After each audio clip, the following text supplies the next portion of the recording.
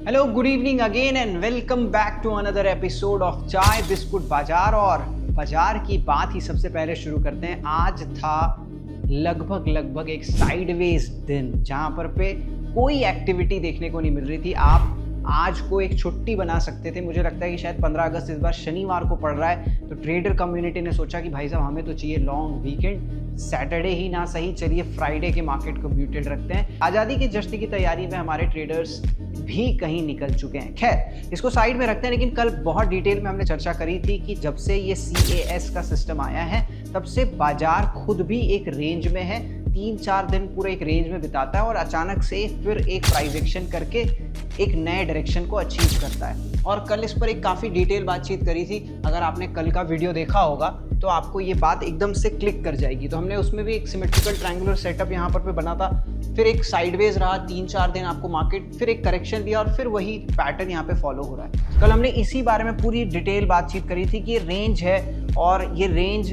किस price action के ऊपर ये मिल सकता है, ये सब कुछ डिस्कस्ड है। अब सुधारने के लिए एक चीज़ सुधारी जा सकती है कि ये जो हमने ट्रायंगुलर सेटअप बनाया है इसको आप थोड़ा सा इंप्रूव कर सकते हैं और आप ये पाएंगे कि ये और फर्दर अब नैरो होता चला जा रहा है। अब वो प्राइस एक्शन कब खुलेगा ये हम नहीं जानते, लेकिन डेफिनेटली ये प्राइस एक्शन आसपास है। अच्छा, एक बहुत बड़ी आयरनी ये है कि ये पिछले बार भी ऐसा ही हुआ था कि आखिर में एकदम कम रेंज आ जाता है। ये आवरली चार्ट है। जो लोग पहली बार वीडियो देख रहे हैं, मैं आवरली चार्ट इसलिए यूज़ करता हूँ क्योंकि आप इसे इंट्राडे और स्विंग दोनों के लिए कंसीडर कर सकते हैं। तो ये आप हर बार पा रहे हैं कि रेंज छोटा होते होते फिर किसी एक तरफ का प्राइस एक्शन, सेम कॉन्सेप्ट यहाँ पर भी चल रहा है। ऐसा लगता तो है कि प्राइस एक्शन आसपास है। कल के वीडियो में हमने बोला था या तो आज या तो मंडे, डेफिनेटली ये आपको कभी ना कभी देखने को मिल सकता है। लेकिन देखिए, अगर आपको लगता है कि सर इतने में तो काम नहीं बनेगा क्योंकि हो सकता है ये यहीं अपर बैंड को टच कर दे और फिर थक जाए और ये अपर बैंड ज़्यादा दूर है नहीं, तो मेरे हिसाब से फिर एक क्लीन प्राइस एक्शन होने दीजिए। ये जो हमने पहला एक रेंज बनाया हुआ है इसके नीचे या ऊपर क्लीन प्राइस एक्शन होने दीजिए, तब आप शायद डायरेक्शनल इंडेक्स में अच्छा पैसा बना पाएंगे। अच्छा, पैसे की जब बात आ जाती है तो डिस्क्लेमर के लिए हम ये भी बता दें कि हम एक सेबी रजिस्टर्ड रिसर्च एनालिस्ट हैं जो कि इंडिया में केवल 2000 हैं और हमारे बताए हुए कोई भी सलाह सटीक होंगे, 100% सही होंगे, इस बात की कोई गारंटी नहीं हम यहाँ पर देना चाहते हैं। भले ही हम सेबी रजिस्टर्ड हैं, अपनी निवेश की कोई भी पोजीशन आप बना रहे हो या ट्रेडिंग की कोई भी पोजीशन बना रहे हो तो कृपया अपने फाइनेंशियल एडवाइजर से ज़रूर पूछें। अब यहाँ पर एक चीज़ और है, इसके बारे में ज़्यादा बात करके कोई फ़ायदा नहीं क्योंकि कल भी हमने इसी बारे में बात करी थी। क्लीन प्राइस एक्शन होने दीजिए, चाहे इसको आप चाहो तो एक छोटे रेंज में भी डिवाइड कर सकते हो। ये वाला एक जो रेंज चल रहा है ये भी अपने आप में एक रेक्टेंगुलर बॉक्स बन जाएगा, लेकिन अपसाइड बहुत डाइसी है, यहाँ जाके रुक जाए, यहाँ जाके रुक जाए, वी नेवर। लेकिन नंबर्स बहुत तगड़े आ रहे हैं कंपनीज के और इस कारण से मुझे ऐसा लगता है कि इंडिया INC यानी कि जिस हिसाब से हमारे सारे कंपनियों के नंबर्स आए हैं, निफ्टी को कुछ और रिएक्शन करना चाहिए था, बट हु नोस कि मतलब शायद ये CAS के सिस्टम को डिजेस्ट करने की कोशिश चल रही है। अच्छा, हमने कल के वीडियो में प्रॉमिस किया था कि हम गोल्ड पर भी कवरेज अब शुरू करने वाले हैं, तो भाई साहब गोल्ड लेकर के आ गए आपके लिए बढ़िया।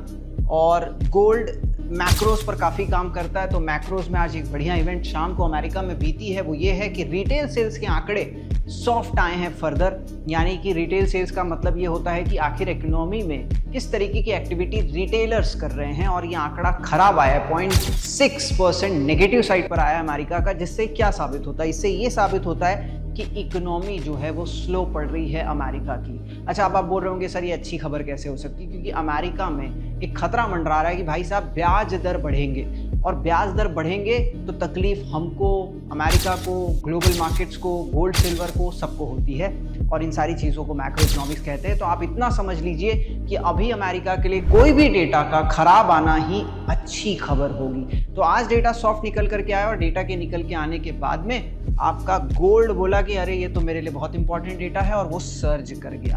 अब क्योंकि गोल्ड में आप में से कितने ट्रेडर हैं जो इसके लिए यहाँ से आज से कल से हमें फॉलो करेंगे, आई डोंट नो, लेकिन यहाँ पर हम काफ़ी अच्छी पकड़ रखते हैं। और हमने, अगर आपने देखा होगा कि हमने 3950 का वो रिसर्च रिपोर्ट जो सबके लिए अवेलेबल हमने किया था, वो वीडियो, वो रिसर्च रिपोर्ट अगर आपको याद हो तो वहाँ से आप देखिए कि ऑलरेडी 4390 आप पहुँच चुके हैं, आप अप्रॉक्स 4400 बोल सकते हैं। तो ऑलरेडी लगभग $450 की तेजी उस प्राइस पॉइंट से गोल्ड के अंदर हो चुकी है। अब मैं यहाँ पर भी समझाना चाह रहा हूँ, फिर से टाइम फ्रेम जो है वो आवरली है।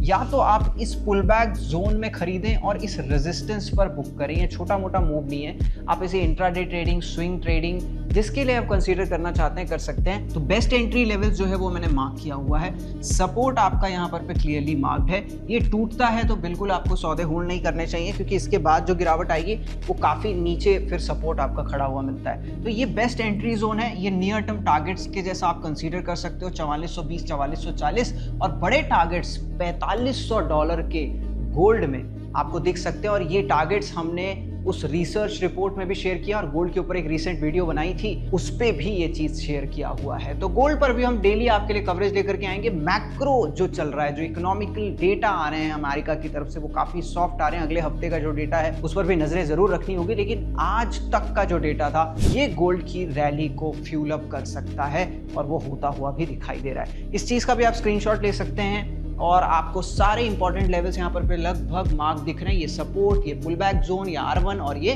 R2। अब आज के लिए हमने जो स्टॉक बताया था या हमने जो चर्चा करी थी वो था डिफेंस पैक। हमने कल ही बता के आपको ये गए थे कि डिफेंस के शेयरों में आपको तेजी देखने को मिल सकती है। HAL 1.5%, VDL 2%, एस्ट्रा माइक्रो 2%, मजगांव डॉक लगभग 1%। इस तरीके से आज डिफेंस के स्टॉक्स में तेजी थी। और ये कल ही हमने अपनी चर्चा में, जो हम स्टॉक्स फॉर टुमारो में जो एक सेक्शन हमने बनाया है, उस पर हम इसी को लेकर के गए थे। तो आज वैसे तो म्यूटेड डे था, समहाउ मजगांव डॉक आपका ठीक ठाक ऊपर में ही बंद हुआ है, लेकिन बड़ी तेजी नहीं है, क्योंकि आवरली चार्ट है तो आपको बहुत बड़ा मोमेंटम नहीं दिख रहा होगा, लेकिन ऑलमोस्ट 1% के आसपास की तेजी थी। बट मैं कहना ये चाह रहा हूँ कि मंडे के लिए भी आपको इसी थीम पर फोकस करना चाहिए, डिफेंस पर ही फोकस करना चाहिए। और ऐसा लगता है कि अभी भी वो जो तेजी हम एक्सपेक्ट कर रहे हैं वो अभी भी नहीं खुली हुई है। इसके अलावा क्योंकि आज डेटा के सॉफ्ट आने के बाद में डॉलर इंडेक्स में एक अच्छा कूल ऑफ देखने को मिला है, जिसके कारण से मेटल जो है वो थोड़े से शाइन कर रहे हैं, चाहे वो कॉपर हो, जिंक हो, एल्यूमिनियम हो।